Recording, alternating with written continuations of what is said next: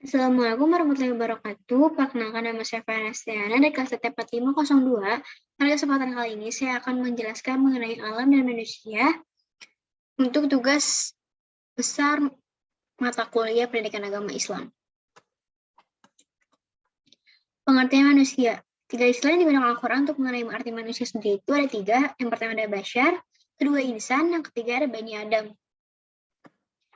Lalu menurut T.C. Mulder, manusia adalah makhluk yang berakal, akalnya yang menjadi pembeda pokok antara manusia dengan binatang, akalnya yang menjadi dasar dari segala kebudayaan. Proses penciptaan manusia. Proses penciptaan manusia sendiri itu sudah ada di dalam Al-Quran, dalam surah Al-Mu'minun ayat 12-14, yang artinya, sesungguhnya kami telah menciptakan manusia dari suatu saripati, berasal dari tanah, kemudian kami jadikan saripati itu air mani yang disimpan dalam tempat yang kokoh atau rahim, kemudian air mani itu kami jadikan segumpal darah, lalu segumpal darah itu kami jadikan segumpal daging, dan segumpal daging itu kami jadikan tulang belulang, lalu tulang belulang itu kami bungkus dengan daging, kemudian kami jadikan dia makhluk yang berbentuk lain, maka masuklah Allah, pencipta yang paling baik. Kedua, potensi dasar manusia. Potensi dasar manusia itu ada 4. Yang pertama ada potensi fitriyah. Fitrah Allah untuk manusia merupakan potensi dan kreativitas yang dapat dibangun dan membangun yang memiliki kemungkinan berkembang dan meningkat sehingga kemampuan jauh melampaui kemampuan fisiknya. Maka diperlukan suatu usaha yang baik, yaitu pendidikan yang dapat memelihara dan mengembangkan fitrah, serta pendidikan yang dapat membersihkan jiwa manusia dari syirik, kesesatan, dan kegelapan menuju ke arah hidup bahagia yang penuh optimis dan dinamis. Yang kedua ada potensi ruhiyah, ialah potensi yang diletakkan pada hati nurani untuk membedakan dan memilih jalan yang hak dan yang batil, jalan menuju ketakwaan dan jalan menuju kedurhakaan. Yang ketiga ada potensi akliyah.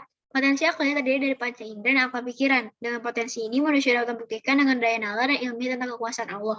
Serta dengan potensi ini, ia dapat mempelajari dan memahami dengan benar seluruh hal yang dapat bermanfaat baginya dan tentu harus diterima, dan hal yang mudarat baginya terus dihindarkan. Lalu dari potensi jasmania, ialah kemampuan manusia, tubuh manusia yang telah Allah ciptakan dengan sempurna baik berupa kekuatan dan kemampuan. Sifat dasar manusia. Ada 4 sifat dasar manusia. Yang pertama itu halu'ah, memiliki arti keluh kesah. Pada dasar asli manusia memiliki sifat keluh kesah. Apabila ia diberi, ia lupa. Apabila ia diberi musibah, ia ingkar. Akan tetapi sifat ini bisa berarti manusia memiliki sifat responsif terhadap sesuatu yang datang pada dirinya. Respon yang lahir arti dirinya bisa positif, seperti bersabar atau bersyukur, bisa juga negatif seperti berlebihan atau putus asa. Lalu ada daifah, yaitu lemah. Dalam penjelasan lain, lemah sebagai sifat dasar manusia, maka manusia melakukan sesuatu yang amat kuat, agar manusia bisa tetap bergantung pada Allah yang maha kuat, yaitu Allah Subhanahu wa Ta'ala. Yang ketiga itu ada kabat, surah Al-Balad ayat 4, yang artinya, sungguh kami telah menciptakan manusia berada dalam susah payah. Allah menggunakan kata al-insan yang berarti manusia, bahwa manusia yang dimaksud adalah mencakup semua jenis manusia.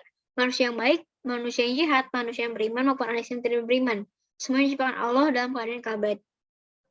Yang terakhir ada zalim atau bodoh. Zalim dan bodoh sesungguhnya manusia itu amat zalim dan amat bodoh. Quran surah Al-Ahzab ayat 72.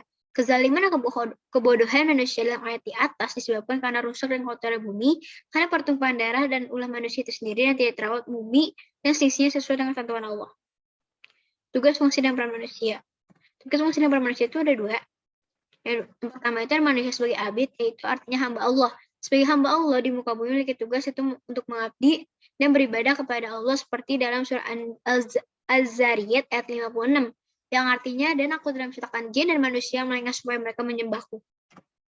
Lalu manusia sebagai khalifah, artinya pemimpin di muka bumi. Manusia sebagai khalifah Allah di muka bumi memiliki tugas menjaga keseimbangan ekosistem, tidak boleh membiarkan terjadinya kerusakan dan juga kehancuran. Lalu manusia dari alam ke alam. Pertama itu manusia melalui alam roh. Manusia terdiri dari 2 kepribadian, yaitu pribadi spirit atau roh, atau pribadi duniawi atau jasad. Oleh karena itu secara teoritis dia bisa hidup dalam 2 alam, yaitu alam roh dan alam duniawi. Yang kedua ada alam rahim. Alam rahim adalah masa perpindahan sejak pertama dan tulang sulbi para ayah dan rahim para ibu sebelum dilahirkan. Lalu dalam dunia adalah masa kehidupan di dunia sejak dilahirkan dan diwafatkan oleh Allah Subhanahu wa Ta'ala. Di dalam dunia ini kita juga melalui proses pertumbuhan dari tahun ke tahun. Lalu yang keempat ada alam barzakh atau alam kubur. Alam kubur disebut juga dengan alam barzakh. Ketika manusia meninggal, mereka akan menempati alam ini sampai hari kiamat tiba. Alam barzakh adalah suatu Suatu dunia lain yang dimasuki seseorang setelah meninggal dunia untuk menunggu kedatangan kebangkitannya kembali pada hari kiamat. Pada alam kubur akan datang malaikat munkar dan nakir untuk memberikan pertanyaan seputar keimanan amal perbuatan kita. Dan pada alam akhirat adalah masa kehidupan di alam yang kekal dalam kenikmatan surga dan dalam kepedihan neraka. Seorang tidak mungkin memiliki pengetahuan yang sempurna mengenai persoalan-persoalan yang belum dialami atau belum mengetahui secara kuduri atau belum disentuh dengan indranya. Ada ciri-ciri dari alam akhirat sendiri, itu ada pertama, alam akhirat itu bersifat kekal dan abadi. Yang kedua, alam akhirat merupakan wadah yang pasti untuk terrealisasinya kenikmatan dan kasih sayang yang sesungguhnya tanpa ada kesusahan dan kelelahan di dalamnya. Yang ketiga, alam akhirat setidaknya meliputi dua hal yang terpisah. Yang pertama adalah alam rahmat, yang kedua adalah siksa. Yang keempat, ada alam akhirat itu luas sehingga bisa menampung pahala dan siksa bagi seluruh umat manusia. Yang kelima, alam akhirat itu merupakan tempat pembalasan, bukan tempat pembebanan tugas dan tanggung jawab. Cukup sekian dari saya, kurang lebihnya mohon dimaafkan. Wassalamualaikum warahmatullahi wabarakatuh.